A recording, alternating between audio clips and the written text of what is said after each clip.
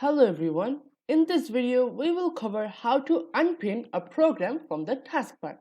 So, what is the taskbar? So, the taskbar is like a region usually at one corner of your Windows.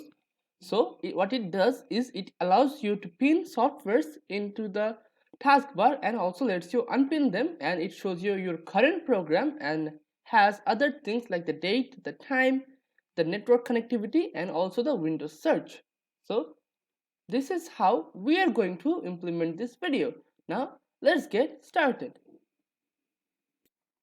So now we are at my desktop. So if I want to unpin Slack from my taskbar, all I have to do is just simply right click on this and just click on unpin from taskbar, and now it is moved. If I want to unpin the Zoom, I can just simply click on unpin. I mean the right click and just click on unpin from taskbar.